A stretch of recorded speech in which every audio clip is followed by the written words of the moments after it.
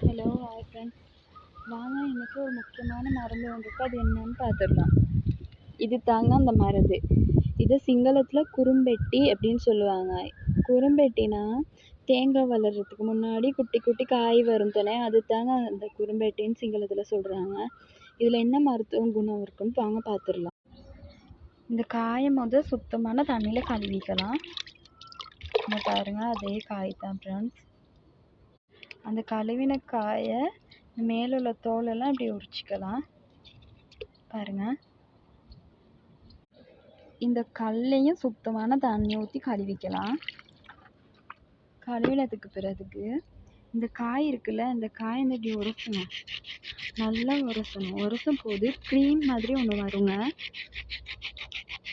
பாருங்கள், இந்த பார்த்தீங்கன்னா க்ரீம் மாதிரி ஒன்று வந்திருக்கு. இந்த க்ரீமியை நம்ம உடம்புல ஏதாவது காயம் விழுந்து நெருப்புலாம் சுட்டு இப்படியெல்லாம் இருக்கும் தானேங்க, அந்த காயத்துக்கு பூசுங்க. பூசுனீங்கன்னா காயம் சீக்கிரம் குணமடைஞ்சிரும். சின்ன பிள்ளைங்க தாங்க ரொம்ப விழுந்துக்கிட்டே இருப்பாங்க கீழே. அப்போல்லாம் நமக்கு மருந்தெல்லாம் தேடிக்கவே முடியாது.